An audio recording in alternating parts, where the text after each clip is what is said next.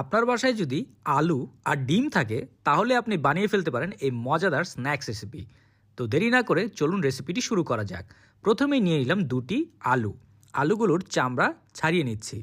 আপনারা কে কোথা থেকে আমার এই ভিডিওটি দেখছেন অবশ্যই কমেন্ট করে জানাবেন। আমি আপনাদের সবার কমেন্টের উত্তর দিব, কারণ আপনাদের কমেন্ট পড়তে আমার খুব ভাল লাগে। এরপর এই আলুগুলোকে আমরা পাতলা পাতলা করে কেটে নিব। যত বেশি পাতলা করতে পারবেন তত বেশি ভালো, কারণ এই রেসিপিতে আমাদের আলুগুলোকে খুবই পাতলা হতে হবে। পাতলা করে কাটা হয়ে গেলে আমরা এই আলুগুলোকে নিয়ে একটি পানির পাত্রে দিয়ে দিব। এরপর এগুলোকে একটু ভালোভাবে ধুয়ে নিব, কারণ আলুর ভিতরে কষ থাকে। তো ভালোভাবে ধুয়ে সেই কষগুলো আমরা বের করে নিয়ে আসব। এই রেসিপিটি সকালের নাস্তায় বা বিকালের চায়ের সাথেও খেতে পারেন। খুবই মজার একটি রেসিপি, বাচ্চারা আর বড় সবাই খুব পছন্দ করবে। ওয়াশ করা হয়ে গেলে আমরা একটি বাটিতে নিয়ে নিব দুটি ডিম। এরপর এর ভিতরে দিয়ে দিব কুচি করে কাটা পেঁয়াজ, ধনিয়া পাতা, তারপর লবণ দিয়ে দিব আমরা স্বাদ মতো। এরপর আমরা দিয়ে দিব মরিচের গুঁড়ো। তারপর এই সবগুলোকে একসাথে আমরা ভালোভাবে মিক্স করে নিব। মিক্স করার সময় অবশ্যই খেয়াল রাখবেন যাতে কোনো অংশ বাদ পড়ে না যায়, সবগুলো একসাথে ভালোভাবে মিক্স হয়ে যায়। আমরা একটি ফ্রাই প্যানে একটু বাটার ব্রাশ করে নিব। ব্রাশ করা হয়ে গেলে আমরা এর উপরে দিয়ে দিব কুচি করে কাটা আলু। পাতলা পাতলা স্লাইসের আলুগুলো আমরা সুন্দর করে সাজিয়ে দিব।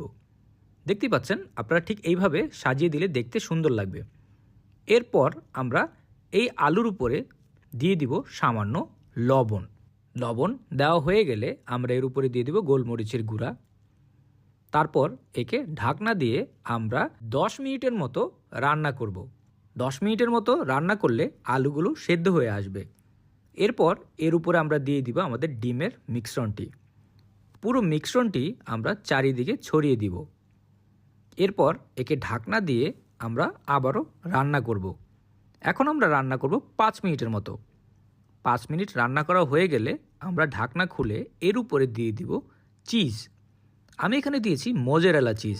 আপনারা চাইলে অন্য যে কোনো চিজ ব্যবহার করতে পারেন। কুচি করে কাটা চিজ দেওয়া হয়ে গেলে আমরা একে আবার ঢাকনা দিয়ে আরও কিছুক্ষণ রান্না করব।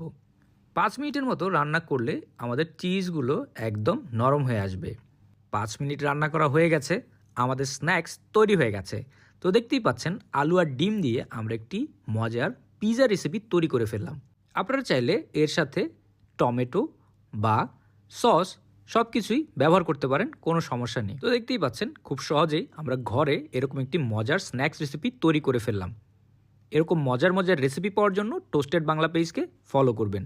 ভিডিওটি ভালো লাগলে একটি লাইক অ্যান্ড শেয়ার করতে ভুলবেন না। সবাই ভালো থাকবেন, সুস্থ থাকবেন, আর মজাদার খাবার ঘরে তৈরি করে খাবেন। আর এই খাবারটি আপনাদের কেমন লাগলো অবশ্যই কমেন্ট করে জানাবেন।